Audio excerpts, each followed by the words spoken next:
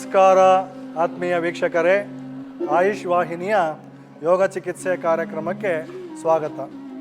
ಕಳೆದ ಸಂಚಿಕೆಯಲ್ಲಿ ಆಸ್ತಮಾ ಸಮಸ್ಯೆಗೆ ಯೋಗ ಚಿಕಿತ್ಸೆ, ಉಸಿರಾಟದ ರೋಗಗಳಿಗೆ ವಿಶೇಷ ಯೋಗ ಚಿಕಿತ್ಸಾ ಅಭ್ಯಾಸವನ್ನು ನಾವು ಮಾರ್ಗದರ್ಶನ ಮಾಡಿದ್ದೇವೆ. ಈಗ ಮುಂದುವರಿದ ಭಾಗವಾಗಿ ಉಸಿರಾಟದ ರೋಗಗಳು, ಆಸ್ತಮಾ ಸಮಸ್ಯೆಗೆ ಮತ್ತಷ್ಟು ಅಭ್ಯಾಸಗಳೊಂದಿಗೆ ಆರೋಗ್ಯವನ್ನು ಹೇಗೆ ಉತ್ತಮಪಡಿಸ್ಕೊಳ್ಬೇಕು ಅನ್ನೋದನ್ನು ಈಗ ಮತ್ತೆ ಯೋಗ ಚಿಕಿತ್ಸೆ ಅಭ್ಯಾಸಗಳ ಮೂಲಕ ನಿಮಗೆ ಪ್ರಸ್ತುತಿಪಡಿಸ್ತಾ ಇದ್ದೇವೆ. ಕಾರ್ಯಕ್ರಮಕ್ಕೆ ಆತ್ಮೀಯ ಸ್ವಾಗತ. ಈಗ ಮೊದಲಿಗೆ ಶಿಥಿಲ ದಂಡಾಸನದಲ್ಲಿ ಕುಳಿತುಕೊಳ್ಳಿ. ಕಾಲುಗಳನ್ನು ಚಾಚಿ, ಕೈಗಳು ಬೆನ್ನ ಹಿಂದೆ, ಅಂಗೈ ನೆಲಕ್ಕೆ ಊರಿ, ತಲೆಯನ್ನು ಹಿಂದೆ ಅಥವಾ ಪಕ್ಕಕ್ಕೆ ವಾಲಿಸಿ ವಿಶ್ರಾಂತಿ ಸ್ಥಿತಿಯಲ್ಲಿ, ವಿರಾಮ ಸ್ಥಿತಿಯಲ್ಲಿ ಉಳಿದುಕೊಳ್ಳಿ. ಹೀಗೆ ವಿರಾಮ ಸ್ಥಿತಿಯಲ್ಲಿ ಉಳಿದುಕೊಳ್ಳುವುದು ಕೂಡ ಶರೀರದ ವಿಶ್ರಾಂತಿಗೆ, ಮನಸ್ಸಿನ ವಿಶ್ರಾಂತಿಗೆ, ಉಸಿರಾಟದ ಹತೋಟಿಗೆ ಸಹಕಾರಿಯಾಗಿರ್ತದೆ. ಇಲ್ಲಿಂದ ಮುಂದಕ್ಕೆ ಕುಳಿತುಕೊಂಡು ಮಾಡುವ ವಿಶೇಷ ಉಸಿರಾಟದ ಅಭ್ಯಾಸಗಳಲ್ಲಿ ಸಾಧನೆಯನ್ನು ಮುಂದುವರಿಸೋಣ.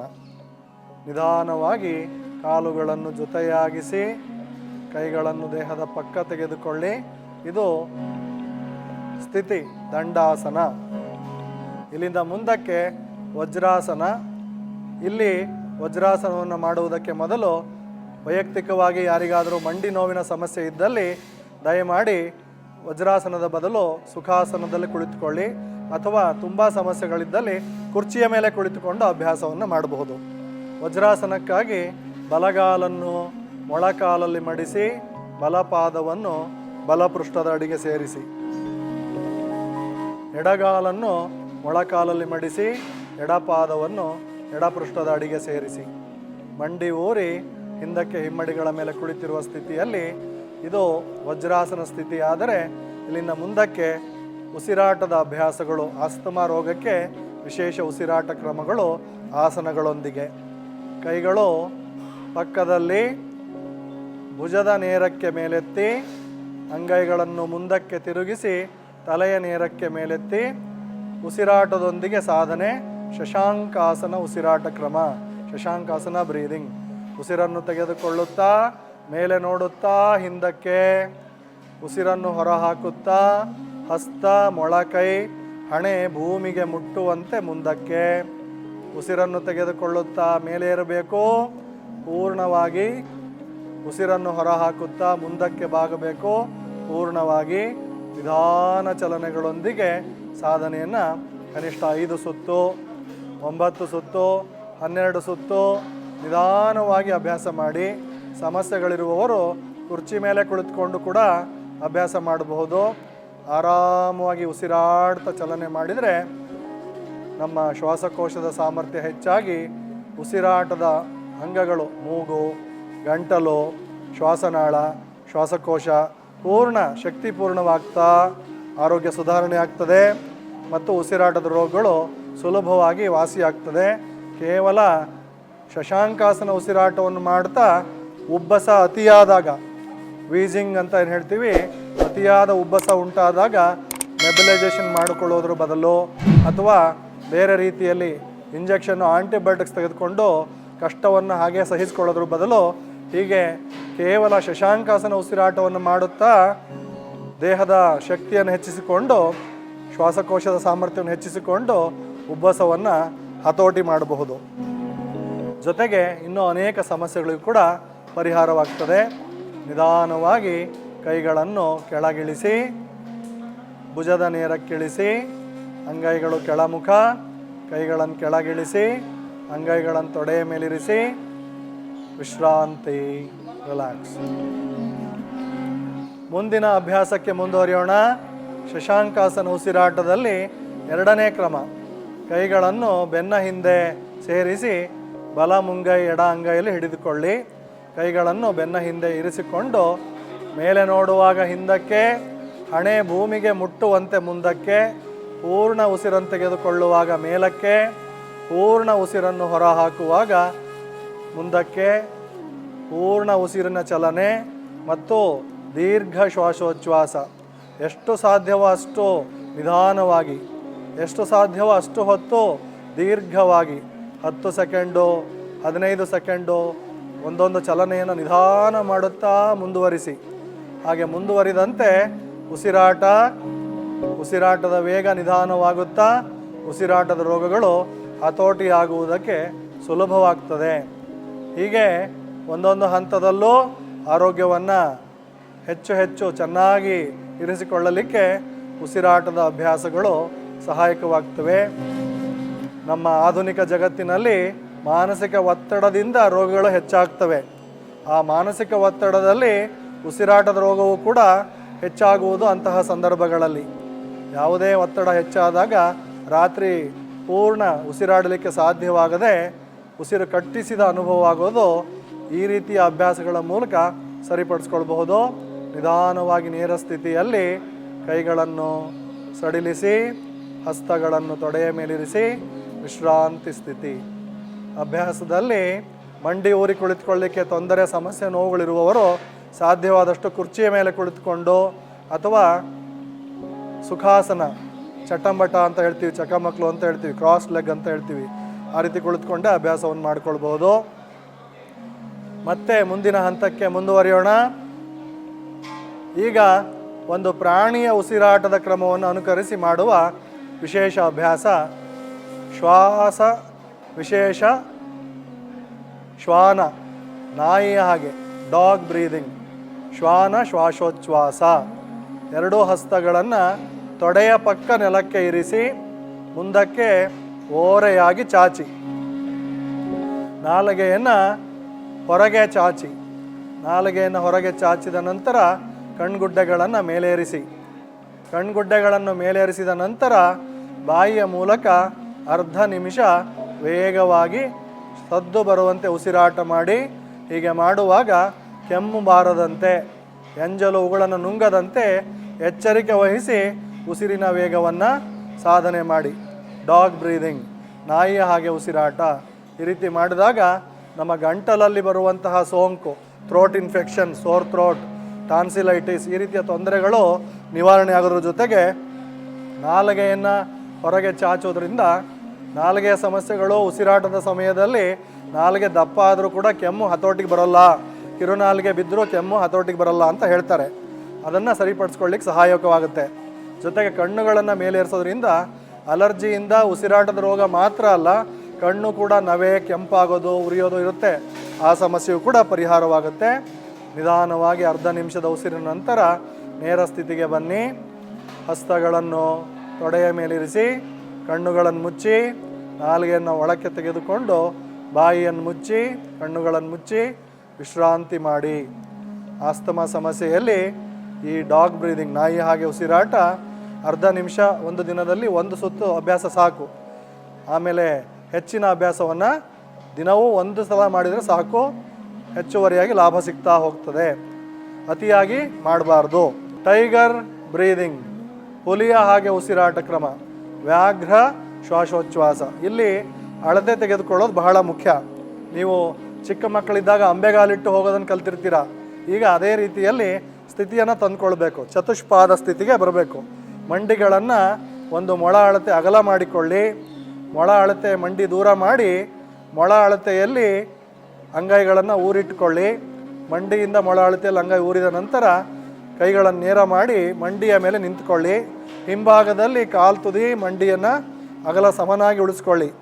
ಅಂಗೈಗಳಾಗಲ್ಲ, ಮಂಡಿ ಆಗಲ್ಲ ಮತ್ತು ಕಾಲು ತುದಿಗಳಾಗಲ್ಲ ಸಮ ಅಳತೆ ಬರುವ ಹಾಗೆ ಉಳಿಸಿಕೊಂಡು ಉಸಿರನ್ನು ತೆಗೆದುಕೊಳ್ಳುವಾಗ ತಲೆಯನ್ನು ಮೇಲೆತ್ತಿ ನೋಡಬೇಕು.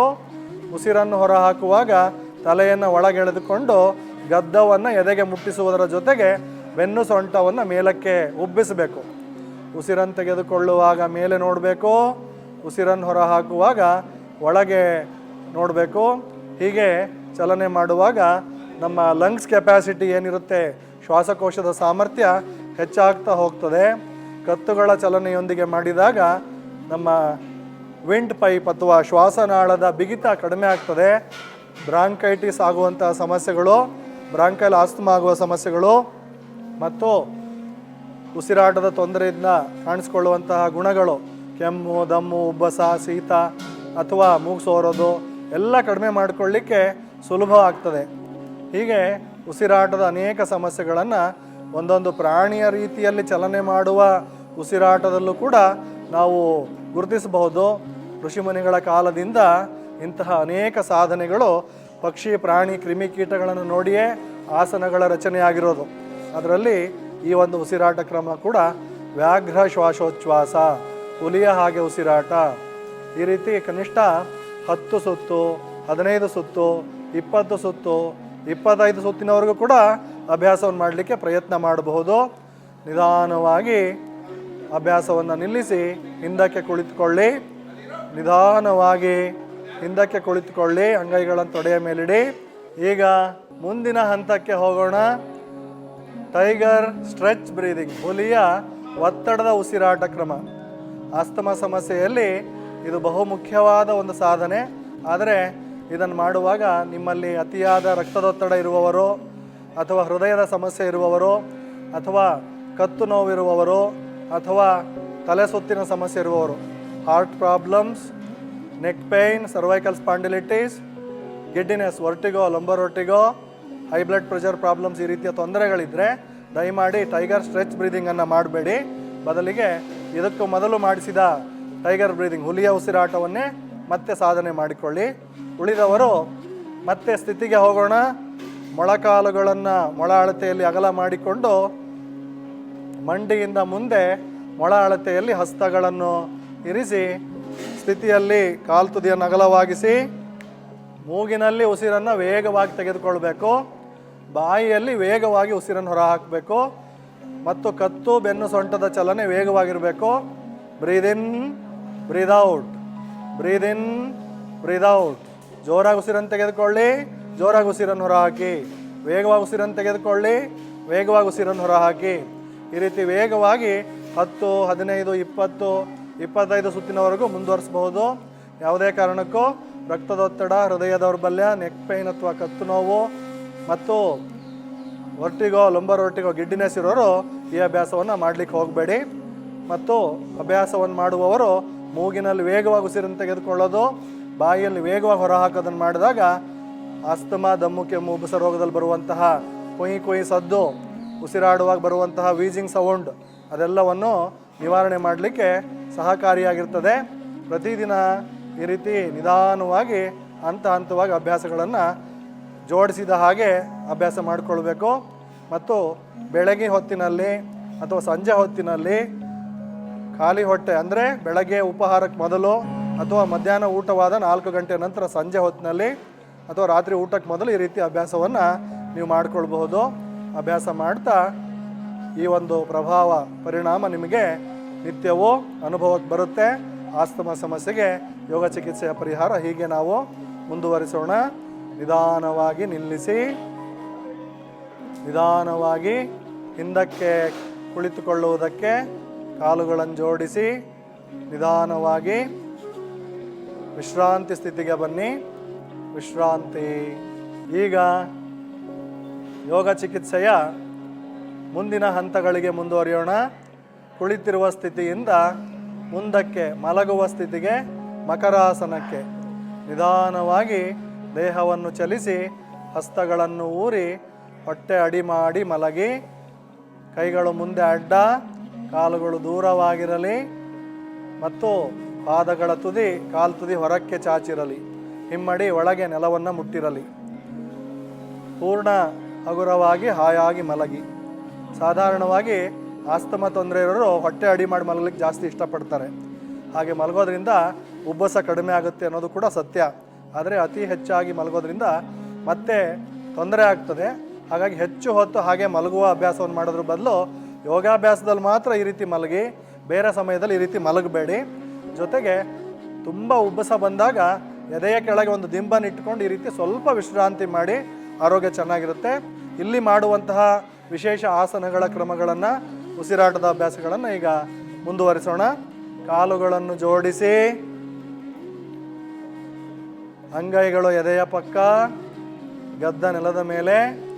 ಭುಜಂಗಾಸನ ಉಸಿರಾಟ ಕ್ರಮ, ಭುಜಂಗಾಸನ ಬ್ರೀದಿಂಗ್. ಇಲ್ಲಿ ಉಸಿರನ್ನು ತೆಗೆದುಕೊಳ್ಳುತ್ತಾ ಕೈಗಳನ್ನು ನೆಲಕ್ಕೆ ಒತ್ತಿಟ್ಟಿರುವ ಸ್ಥಿತಿಯಲ್ಲಿ ತಲೆಯನ್ನೆತ್ತಿ, ಎದೆಯನ್ನೆತ್ತಿ, ಹೊಟ್ಟೆಯನ್ನೆತ್ತಿ, ಸೊಂಟದವರೆಗೆ ಏರಿ ಮೇಲೇರಿ ಮೇಲೆ ನೋಡಿ. ಉಸಿರನ್ನು ಹೊರ ಹಾಕುತ್ತಾ ನಿಧಾನವಾಗಿ ಹೊಟ್ಟೆಯನ್ನು ನೆಲಕ್ಕೆ ಮುಟ್ಟಿಸಿ, ಎದೆಯನ್ನು ಮುಟ್ಟಿಸಿ, ಮುಖದಲ್ಲಿ ಗದ್ದ ಭಾಗವನ್ನು ಮುಟ್ಟಿಸಿ. ಉಸಿರನ್ನು ತೆಗೆದುಕೊಳ್ಳುತ್ತಾ ಮೇಲಕ್ಕೇರಬೇಕು. ಉಸಿರನ್ನು ಹೊರ ಹಾಕುತ್ತಾ ಕೆಳಗಿಳಿಬೇಕು. 10 ಸೆಕೆಂಡುಗಳ ಕಾಲ ಉಸಿರನ್ನು ತೆಗೆದುಕೊಳ್ಳುತ್ತಾ ಮೇಲಕ್ಕೆ, 15 ಸೆಕೆಂಡುಗಳ ಕಾಲ ಉಸಿರನ್ನು ಹೊರ ಹಾಕುತ್ತಾ ಕೆಳಕ್ಕೆ. ದೀರ್ಘ ಶ್ವಾಸೋಚ್ಛ್ವಾಸ, ದೀರ್ಘ ಉಸಿರಾಟ. ಹೆಚ್ಚು ಹೊತ್ತು ಉಸಿರನ್ನು ತೆಗೆದುಕೊಳ್ಳಿ, ಹೆಚ್ಚು ಹೊತ್ತು ಉಸಿರನ್ನು ಹೊರ ಹಾಕಿ. ಈ ಹಂತದಲ್ಲಿ ಸರ್ವರೋಗಕ್ಕೂ ಸೂರ್ಯ ನಮಸ್ಕಾರ ಮದ್ದು, ಸರ್ವರೋಗಕ್ಕೂ ಭುಜಂಗಾಸನ ಮದ್ದು. ಯೋಗದಲ್ಲಿ ನೀವು ಕಲಿಬೇಕಾಗಿರೋ ಗಾದೆಗಳು. ಬೇರೆಯವರೆಲ್ಲ ಬೇರೆ ಗಾದೆ ಹೇಳ್ತಾರೆ, ಆ ಗಾದೆಗಳು ಬೇಡ. ಸರ್ವರೋಗಕ್ಕೂ ಭುಜಂಗಾಸನ ಮದ್ದು. ಭುಜಂಗಾಸನವನ್ನು ಮಾಡೋದ್ರ ಮೂಲಕ ಅನೇಕ ರೋಗಗಳನ್ನು ವಾಸಿ ಮಾಡಿಕೊಳ್ಬಹುದು. ಅದು ಉಸಿರಾಟದೊಂದಿಗೆ ಮಾಡಿದಾಗ ನೇರವಾಗಿ ಆಸ್ತಮಾ ತೊಂದರೆಯನ್ನು ಕೇವಲ 1 ವಾರ 15 ದಿನದಲ್ಲಿ ಹತೋಟಿಗೆ ತೆಗೆದುಕೊಳ್ಬಹುದು. ಯಾವುದೇ ಔಷಧಗಳ ಬಾಹ್ಯ ಉಪಚಾರವಿಲ್ಲದೆ ಕೇವಲ ಉಸಿರಾಟ ಕ್ರಮಗಳಲ್ಲೇ ಆರೋಗ್ಯವನ್ನು ಉತ್ತಮಪಡಿಸ್ಕೊಳ್ಬಹುದು. ಕೇವಲ ಒಂದೇ ಆಸನದಲ್ಲಿ 10 ರೋಗಗಳಿಗೆ ಚಿಕಿತ್ಸೆಯನ್ನು ಮಾಡಿಕೊಳ್ಬಹುದು. ಈ ಒಂದು ಅಭ್ಯಾಸಕ್ಕೆ ಯಾವುದೇ ನಿರ್ಬಂಧಗಳಿಲ್ಲ. 5 ಸುತ್ತು, 10 ಸುತ್ತು, 15 ಸುತ್ತು, 20 ಸುತ್ತು ಹೆಚ್ಚುವರಿಯಾಗಿ ಕೂಡ ಮಾಡಬಹುದು. ಪ್ರತಿ ಹಂತವು ನಿಧಾನವಾಗಿರಬೇಕು, ದೀರ್ಘವಾಗಿರಬೇಕು, ಆಳವಾಗಿರಬೇಕು ಮತ್ತು ಹೆಚ್ಚು ಕಾಲ ಉಸಿರನ್ನು ತೆಗೆದುಕೊಳ್ಳುತ್ತಾ ಹೆಚ್ಚು ಕಾಲ ಉಸಿರನ್ನು ಹೊರ ಹಾಕುತ್ತಾ ಅಭ್ಯಾಸವನ್ನು ಸಾಧನೆ ಮಾಡಬೇಕು. ಈಗ ಭುಜಂಗಾಸನ ಕ್ರಮವನ್ನು ವಿಶ್ರಾಂತಿ ಸ್ಥಿತಿಗೆ ತೆಗೆದುಕೊಂಡು ಹೋಗೋಣ. ಮಕರಾಸನದಲ್ಲಿ ವಿಶ್ರಾಂತಿ. ಮಕರಾಸನದಲ್ಲಿ ವಿಶ್ರಾಂತಿ ಮಾಡಿದ ನಂತರ ಮತ್ತೆ ಮುಂದಿನ ಹಂತದಲ್ಲಿ ಭುಜಂಗಾಸನ 2ನೇ ಭಾಗವನ್ನು ಸಾಧನೆ ಮಾಡುವುದಕ್ಕೆ ಸಿದ್ಧವಾಗೋಣ. ನಿಧಾನವಾಗಿ ಕಾಲುಗಳನ್ನು ಜೊತೆಯಾಗಿಸಿ, ನಿಧಾನವಾಗಿ ಕೈಗಳನ್ನು ದೇಹದ ಪಕ್ಕ ತೆಗೆದುಕೊಳ್ಳಿ. ನಿಧಾನವಾಗಿ ಕೈಗಳನ್ನು ಬೆನ್ನ ಹಿಂದೆ ತೆಗೆದುಕೊಳ್ಳಿ. ಬಲ ಮುಂಗೈ ಎಡಾಂಗಲ್ ಹಿಡಿದುಕೊಳ್ಳಿ. ಕೈಗಳನ್ನು ನೇರವಾಗಿ ಹಿಂದಕ್ಕೆ ಚಾಚಿ ಬಿಗಿಸಿ. ಈಗ ಭುಜಂಗಾಸನ ಕ್ರಮದಲ್ಲಿ ಉಸಿರನ್ನು ತೆಗೆದುಕೊಳ್ಳುತ್ತಾ ತಲೆಯನ್ನೆತ್ತಿ, ಎದೆಯನ್ನೆತ್ತಿ, ಹೊಟ್ಟೆಯನ್ನೆತ್ತಿ ಸೊಂಟದವರೆಗೆ ಏಳುವುದಕ್ಕೆ ಪ್ರಯತ್ನ ಮಾಡಿ. ತೊಂದರೆ ಆದರೆ, ಸೊಂಟದವರೆಗೆ ಏಳಲಿಕ್ಕೆ ಕಷ್ಟ ಆದರೆ ಎಷ್ಟು ಸಾಧ್ಯವೋ ಅಷ್ಟು ಏಳಲಿಕ್ಕೆ ಪ್ರಯತ್ನ ಮಾಡಿ. ಉಸಿರನ್ನು ಹೊರ ಹಾಕುತ್ತಾ ಕೈಗಳನ್ನು ಸಡಿಲ ಮಾಡದೆ ಎದೆ ಮುಖಭಾಗದಲ್ಲಿ ಗದ್ದವನ್ನು ಭೂಮಿಗೆ ಮುಟ್ಟಿಸಿ. ಕೈಯಲ್ಲಿ ಭುಜದ ಸಮಸ್ಯೆ ತೊಂದರೆ ನೋವಿದ್ದು ಕೈಯನ್ನು ಹಿಂದೆ ಕಟ್ಟಲಿಕ್ಕೆ ತೊಂದರೆ ಆದರೆ ಭುಜಂಗಾಸನ ಮೊದಲನೇ ಹಂತವನ್ನೇ ಮುಂದುವರಿಸಬಹುದು. ಉಳಿದಂತೆ ಎಲ್ಲರೂ ಸಾಧ್ಯವಾದಷ್ಟು ಕೈಗಳನ್ನು ಹಿಂದೆ ಕಟ್ಟಿ ಅಭ್ಯಾಸ ಮಾಡಿ. ಉಸಿರನ್ನು ತೆಗೆದುಕೊಳ್ಳುತ್ತಾ ಮೇಲೇರಿ, ಉಸಿರನ್ನು ಹೊರ ಹಾಕುತ್ತಾ ಕೆಳಗೆ ಹೋಗಿ. ಕನಿಷ್ಠ ಹೊಟ್ಟೆಯವರೆಗೆ ಏಳಲಿಕ್ಕೆ ಪ್ರಯತ್ನ ಮಾಡಿ. ಸೊಂಟದವರೆಗೆ ಏಳಲಿಕ್ಕೆ ಸಾಧ್ಯವಾದರೆ ಏಳಿ. ಎಷ್ಟು ಸಾಧ್ಯವೋ ಅಷ್ಟು ಚೆನ್ನಾಗಿ ಉಸಿರನ್ನು ತೆಗೆದುಕೊಳ್ಳುತ್ತಾ ಮೇಲೆ ಬನ್ನಿ. ಉಸಿರನ್ನು ಹೊರ ಹಾಕುತ್ತಾ ಕೆಳಗೆ ಹೋಗಿ. ನಿಧಾನಗತಿಯಲ್ಲಿ ಉಸಿರು, ಅನುಲೋಮ ವಿಲೋಮ ಕ್ರಮದಲ್ಲಿ ಉಸಿರು, ವಸಿಷ್ಠ ಪ್ರಾಣಾಯಾಮ ಕ್ರಮದಲ್ಲಿ ಉಸಿರು ಚಲನೆಗಳೊಂದಿಗೆ ಮಾಡಿದಾಗ ಇದು ಆಸನಗಳು ಪ್ರಾಣಾಯಾಮಗಳು ಮಿಶ್ರಣವಾಗಿ ದೇಹದ ಆರೋಗ್ಯ, ಮನಸ್ಸಿನ ಆರೋಗ್ಯ ಉತ್ತಮವಾಗುತ್ತೆ. ಉಸಿರಾಟದ ರೋಗಗಳು ಸುಧಾರಣೆಯಾಗಿ ಪೂರ್ಣ ವಾಸಿ ಆಗಲಿಕ್ಕೆ ಸಹಾಯಕವಾಗುತ್ತೆ. ಭುಜಂಗಾಸನ ಉಸಿರಾಟ ಕ್ರಮದ 2ನೇ ಹಂತದಲ್ಲಿ ವಿಶ್ರಾಂತಿಗೆ ಹೋಗೋಣ. ಕೈಗಳನ್ನು ಸಡಿಲಿಸಿ, ಕೈಗಳನ್ನು ಮುಂದೆ ಅಡ್ಡಲಾಗಿರಿಸಿ, ಹಿಂಗೈ ಮೇಲೆ ಗದ್ದ, ಕಾಲುಗಳನ್ನು ದೂರವಾಗಿಡಿ. ಹಿಮ್ಮಡಿಗಳನ್ನು ನೆಲಕ್ಕೆ ಮುಟ್ಟುವಂತೆ ಕಾಲುಗಳನ್ನು ಹೊರಗೆ ಚಾಚಿ, ಕಾಲು ತುದಿ ಹೊರಗೆ ಚಾಚಿ ವಿಶ್ರಾಂತಿ ಮಾಡಿ. ಮಕರಾಸನದಲ್ಲಿ ದಮ್ಮು, ಕೆಮ್ಮು, ಉಬ್ಬಸ, ಆಸ್ತಮ, ಉಸಿರಾಟದ ಸಮಸ್ಯೆಗಳಿರುವವರು ಈ ರೀತಿ ಪ್ರತಿ ಹಂತವನ್ನು ಸೂಕ್ಷ್ಮವಾಗಿ ನಿಧಾನವಾಗಿ ಸಾಧನೆ ಮಾಡಿ. ಈಗ ಮುಂದಿನ ಹಂತಕ್ಕೆ ಹೋಗೋಣ. ಕಾಲುಗಳನ್ನು ಜೋಡಿಸಿ, ಕೈಗಳನ್ನು ದೇಹದ ಪಕ್ಕ ತೆಗೆದುಕೊಳ್ಳಿ. ಕೈ ಬೆರಳುಗಳನ್ನು ಮುಷ್ಟಿ ಮಾಡಿ ತೊಡೆ ಅಡಿಯಲ್ಲಿ ಸೇರಿಸಿ. ಗದ್ದ ನೆಲದ ಮೇಲಿರಲಿ. ಅರ್ಧ ಶಲಭಾಸನ ಉಸಿರಾಟ ಕ್ರಮ. ಶಲಭಾಸನದಲ್ಲಿ ಒಂದೊಂದು ಕಾಲನ್ನು ಎತ್ತುವ ಕ್ರಮ ಅರ್ಧ ಶಲಭಾಸನ ಉಸಿರಾಟ ಕ್ರಮ. ಈಗ ಬಲಗಾಲು ನಿಧಾನವಾಗಿ ಉಸಿರನ್ನು ತೆಗೆದುಕೊಳ್ಳುತ್ತಾ ಬಲಗಾಲನ್ನು ನೇರವಾಗಿ ಮೇಲೆತ್ತಿ, ಎಷ್ಟು ಸಾಧ್ಯವೋ ಅಷ್ಟು ನೇರವಾಗಿ ಎತ್ತಿ ಉಸಿರನ್ನು ಹೊರ ಹಾಕುತ್ತಾ ಕೆಳಗಿಳಿಸಿ. ಮತ್ತೆ ಎಡಭಾಗದಲ್ಲಿ ಮುಂದುವರಿಸೋಣ. ನಿಧಾನವಾಗಿ ಉಸಿರನ್ನು ತೆಗೆದುಕೊಳ್ಳುತ್ತಾ ಎಡಗಾಲನ್ನು ನೇರವಾಗಿ ಮೇಲೆತ್ತಿ ನಿಧಾನವಾಗಿ ಉಸಿರನ್ನು ಹೊರ ಹಾಕುತ್ತಾ ಎಡಗಾಲನ್ನು ಕೆಳಗಿಳಿಸಿ. ಹೀಗೆ ಕಾಲಿನ ಎತ್ತುವಿಕೆ ಉಸಿರಾಟದೊಂದಿಗೆ ಮುಂದುವರಿಯಲಿ. 10 ಸೆಕೆಂಡ್ ಉಸಿರು ತೆಗೆದುಕೊಳ್ತಾ ಎತ್ತಿ, 15 ಸೆಕೆಂಡ್ ಉಸಿರನ್ನು ಹೊರ ಹಾಕ್ತಾ ಇಳಿಸಿ, ಮುಂದುವರಿಸಿ. ಕನಿಷ್ಠ ಪ್ರತಿ ಕಾಲಿನಲ್ಲಿ 5 ಸುತ್ತು ಉಸಿರಾಟವನ್ನು ಸಾಧನೆ ಮಾಡಿ. ಪ್ರತಿ ಉಸಿರು ಪೂರ್ಣ ಒಳಗೆ ಹೋಗಲಿ, ಪ್ರತಿ ಉಸಿರು ಪೂರ್ಣ ಹೊರಗೆ ಬರಲಿ. ಈ ಹಂತದಲ್ಲಿ ಎದೆಯ ಮೇಲೆ ಒತ್ತಡವಿರುವುದರಿಂದ ನಮ್ಮ ಶ್ವಾಸಕೋಶದ ಸಾಮರ್ಥ್ಯ ಹೆಚ್ಚು ಮಾಡಿಕೊಳ್ಳಲಿಕ್ಕೆ ಮತ್ತಷ್ಟು ಅನುಕೂಲವಾಗುತ್ತೆ. ಜೊತೆಗೆ ಶಲಭದಂತೆ ಕಾಲನ್ನು ನೇರವಾಗಿ ಎತ್ತಿ ಇಳಿಸುವುದರಿಂದ ಒಂದು ಕೀಟ ಶಲಭ ಸಾಧಾರಣವಾಗಿ ಹುಲ್ಲಿನಲ್ಲಿ ಗಿಡಗಂಟೆಗಳಲ್ಲಿ ಕಾಣಿಸ್ಕೊಳ್ಳುವಂಥ ಕೀಟ ತನ್ನ ಹಿಂಭಾಗದ ಕಾಲುಗಳನ್ನು ಎತ್ತಿಕೊಂಡೇ ಇರುತ್ತೆ. ಆ ಕೀಟವನ್ನು ನೋಡಿಯೂ ಕೂಡ ನಮ್ಮ ಋಷಿ ಮುನಿಗಳು ಹೀಗೊಂದು ಆಸನವನ್ನು ಮಾಡಿದರೆ ಉಸಿರಾಟದ ರೋಗ ವಾಸಿಯಾಗುತ್ತೆ, ನಮ್ಮ ಶ್ವಾಸಕೋಶದ ಸಾಮರ್ಥ್ಯ ಹೆಚ್ಚಾಗುತ್ತೆ ಅನ್ನೋದನ್ನು ಕಂಡುಕೊಂಡಿದ್ದಾರೆ. ಅದನ್ನು ನಾವು ಅನೇಕ ವರ್ಷಗಳ ಸಂಶೋಧನೆಯ ಫಲವಾಗಿ ಕೂಡ ಕಂಡುಕೊಂಡಿದ್ದೇವೆ. ಯೋಗ ಫಾರ್ ಆಸ್ತಮಾ, ಉಸಿರಾಟದ ರೋಗಗಳಿಗಾಗಿ ಯೋಗ, ರೆಸ್ಪಿರೇಟರಿ ಡಿಸಾರ್ಡರ್ಸ್ಗಳಿಗೆ ಯೋಗದ ಸಾಧನೆ ಬಹು ಮುಖ್ಯವಾಗಿ ಫಲಿತಾಂಶವನ್ನು ಬಹಳ ಬೇಗನೆ ಕೊಡುತ್ತೆ. ಈಗ 10 ಥರದ ರೋಗಗಳನ್ನು ಗಮನಿಸಿದರೆ ಆಸ್ತಮಾ ರೋಗಿಗಳೇ ಬಹಳ ಬೇಗ ಯೋಗದಲ್ಲಿ ಹೆಚ್ಚು ಲಾಭವನ್ನು, ಪರಿಣಾಮವನ್ನು ಮತ್ತು ಆರೋಗ್ಯವನ್ನು ಪಡೆದುಕೊಳ್ಳೋದು ನಮಗೆ ಕಂಡು ಬಂದಿದೆ. ಸಂಶೋಧನೆಯ ಮೂಲಕ ನಾವು ಅದನ್ನು ಗುರುತಿಸಿದ್ದೇವೆ ಕೂಡ. ಈಗಾಗಲೇ ಪ್ರತಿ ಹಂತದಲ್ಲೂ ಉಸಿರಿನ ಚಲನೆ ವಸಿಷ್ಠ ಪ್ರಾಣಾಯಾಮ ಕ್ರಮದಲ್ಲಿ, ಅನುಲೋಮ ವಿಲೋಮ ಕ್ರಮದಲ್ಲಿ ನಿಧಾನವಾಗಿ ಮಾಡೋದನ್ನು ನಾವು ಸಾಧನೆ ಮಾಡೋದನ್ನು ನೋಡ್ತಾ ಇದ್ದೇವೆ, ಮಾಡ್ತಾ ಇದ್ದೇವೆ. ಹಾಗೆ ಮಾಡುವಾಗ ಪ್ರತಿ ಹಂತದಲ್ಲೂ ಕನಿಷ್ಠ 5 ಸುತ್ತು, 10 ಸುತ್ತು, 15 ಸುತ್ತು, 20 ಸುತ್ತು, 25 ಸುತ್ತಿನವರೆಗೂ ಕೂಡ ಮುಂದುವರಿಬಹುದು. ಹೀಗೆ ನಿಧಾನವಾಗಿ ಮಾಡಬಹುದು. ಒಂದು ಕಾಲನೆತ್ತುವ ಕ್ರಮವನ್ನು ಮಾಡೋದ್ರಿಂದ ಯಾರಿಗೂ ತೊಂದರೆ ಆಗೋದಿಲ್ಲ, ಪ್ರತಿಯೊಬ್ಬರೂ ಮಾಡಬಹುದು ಮತ್ತು ಸುಲಭವಾಗಿ ಮಾಡಬಹುದು. ಕಾಲನ್ನೆತ್ತುವಾಗ ಮಡಿಸ್ಬಾರ್ದು, ಮಂಡಿ ಮಡಿಸ್ಕೊಳ್ಬಾರ್ದು. ಕಾಲನ್ನು ನೇರವಾಗಿ ಎತ್ತಲಿಕ್ಕೆ ಎಷ್ಟು ಸಾಧ್ಯವೋ ಅಷ್ಟು ಎತ್ತಲಿಕ್ಕೆ ಪ್ರಯತ್ನ ಮಾಡಬೇಕು. ಪೂರ್ಣ ಉಸಿರಾಟ ಮಾಡಬೇಕು. ಈಗ ವಿಶ್ರಾಂತಿ ಸ್ಥಿತಿಗೆ ಹೋಗೋಣ. 2 ಕಾಲುಗಳನ್ನು ಸಡಿಲಿಸಿ ಕೈಗಳನ್ನು ಮುಂದೆ ತೆಗೆದುಕೊಂಡು ಕೈಗಳನ್ನು ಮುಂದೆ ಅಡ್ಡಲಾಗಿರಿಸಿ, ಹಿಂಗೈ ಮೇಲೆ ಗದ್ದ, ಕಾಲುಗಳನ್ನು ಹೊರಕ್ಕೆ ಚಾಚಿ, ಹಿಮ್ಮಡಿ ನೆಲಕ್ಕೆ, ಕಾಲು ತುದಿ ಹೊರಕ್ಕೆ, ವಿಶ್ರಾಂತಿ ಮಕರಾಸನದಲ್ಲಿ. ಹೀಗೆ ಹೊಟ್ಟೆಯ ಮೇಲೆ ಮಲಗಿ ಮಾಡುವ ಉಸಿರಾಟದ ಅಭ್ಯಾಸಗಳ ಮೂಲಕ ಆಸ್ತಮಾ ಸಮಸ್ಯೆಗಳನ್ನು ಪರಿಹಾರ ಮಾಡಿಕೊಳ್ಳೋದನ್ನು ನೋಡೋಣ. ಮುಂದಿನ ಭಾಗವಾಗಿ ಬೆನ್ನಿನ ಮೇಲೆ ಮಲಗಿ ಮಾಡುವ ಅಭ್ಯಾಸಗಳಿಗೆ ಶವಾಸನಕ್ಕೆ ಮುಂದುವರಿಯೋಣ. ನಿಧಾನವಾಗಿ ಕಾಲುಗಳನ್ನು ಜೊತೆಯಾಗಿಸಿ, ನಿಧಾನವಾಗಿ ಕೈಗಳನ್ನು ಹೊಂದಿಸಿ ಪಕ್ಕಕ್ಕೆ ಹೊರಳಿ ಶವಾಸನಕ್ಕೆ ಬನ್ನಿ. ಬೆನ್ನಿನ ಮೇಲೆ ಮಲಗಿ, ಕಾಲುಗಳು ದೂರವಾಗಿರಲಿ, ಕೈಗಳು ದೂರವಾಗಿರಲಿ, ಅಂಗೈಗಳು ಮೇಲ್ಮುಖವಾಗಿರಲಿ, ಕಣ್ಣುಗಳನ್ನು ಮುಚ್ಚಿ ವಿಶ್ರಾಂತಿ. ವೀಕ್ಷಕರೇ, ಇದುವರೆಗೂ ನೋಡಿದ್ರಲ್ಲ, ಆಸ್ತಮಾ ಉಸಿರಾಟದ ಸಮಸ್ಯೆಗಳು, ರೆಸ್ಪಿರೇಟರಿ ಡಿಸಾರ್ಡರ್ಸ್ಗಳಿಗೆ ವಿಶೇಷ ಯೋಗ ಚಿಕಿತ್ಸೆ ಅಭ್ಯಾಸ ಕ್ರಮಗಳನ್ನು, ಉಸಿರಾಟದ ಅಭ್ಯಾಸಗಳನ್ನು 2 ಸರಣಿಯ ಮೂಲಕ ನಾವು ನಿಮಗೆ ಪರಿಚಯ ಮಾಡಿ ಮಾರ್ಗದರ್ಶನ ನೀಡಿದ್ದೇವೆ. ಮತ್ತು ಮುಂದಿನ ಹಂತದಲ್ಲಿ ಬೇರೆ ರೋಗಗಳ, ಆರೋಗ್ಯ ಸಮಸ್ಯೆಗಳ ವಿಚಾರವಾಗಿ ಯೋಗ ಚಿಕಿತ್ಸೆಯನ್ನು ಪ್ರಸ್ತುತಿಪಡಿಸಲಿಕ್ಕೆ ಮತ್ತೆ ಬರ್ತಾ ಇದ್ದೇವೆ. ಆಯುಷ್ ಟಿವಿ ವಾಹಿನಿಯ ಆರೋಗ್ಯ ಕಾರ್ಯಕ್ರಮಗಳನ್ನು ನೋಡ್ತಾ ಇರಿ ಮತ್ತು ಯೋಗ ಚಿಕಿತ್ಸೆ ಕಾರ್ಯಕ್ರಮವನ್ನು ನೋಡಿ ನೀವು ಸಾಧನೆ ಮಾಡಿ ಆರೋಗ್ಯವನ್ನು ವೃದ್ಧಿಸಿಕೊಳ್ಳಿ. ನಮಸ್ಕಾರ, ಧನ್ಯವಾದಗಳು.